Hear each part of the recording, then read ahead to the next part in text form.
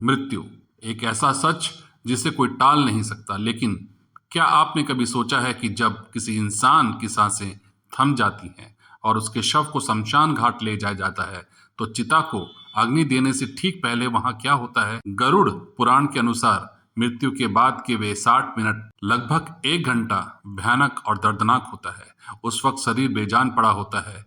क्यों एक आत्मा अपने ही शव को जलने से पहले देखकर चीखती है? आइए जानते हैं गरुड़ पुराण में छिपे इस 1 घंटे के भयानक सच को। गरुड़ पुराण के अनुसार जैसे ही शरीर से प्राण निकलते हैं, आत्मा तुरंत यमलोक नहीं जाती। वह कुछ समय के लिए अपने ही घर और अपने शव के आसपास मंडराती रहती। शुरुआत में आत्मा को यह एहसास ही नहीं होता कि उसकी मृत्यु हो चुकी है। वह अपने रोते हुए परिवार वालों को देखती है, उनसे बात करने की कोशिश करती है, उन्हें गले लगाना चाहती है, लेकिन ना तो कोई उसकी आवाज़ सुन पाता है और ना ही उसे कोई महसूस कर पाता है। आत्मा ने जिस शरीर में सालों गुजारे, जिससे उसकी पहचान थी, वह उसे इतनी आसानी से नहीं छोड़ पाती। जब वो देखती है कि उसके प्रियजन उसी शरीर को, जिसे वो बहुत प्यार करते थे, अब जल्द से जल्द घर से बाहर निकालने की तैयारी कर रहे हैं, तो आत्मा को गहरा धक्का लगता है।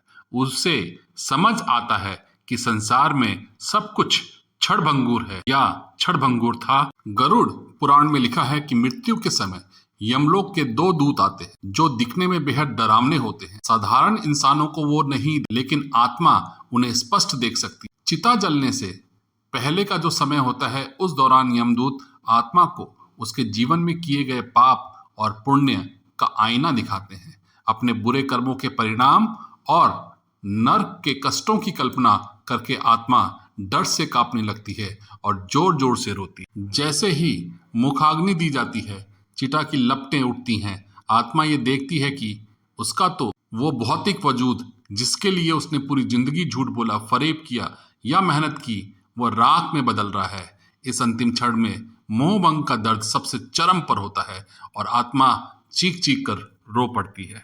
दोस्तों, गरुड़ पुराण का ये भयानक सच हमें डराने के लिए नहीं, बल्कि एक बहुत बड़ी सीख देने के लिए है। ये जीवन अस्थायी है। मृत्यु के बाद ना हमारा धन साथ जाएगा, ना मकान, और ना ही ये सुंदर शरीर। अगर कुछ साथ जाएगा तो वो है हमारे अच्छे कर्म।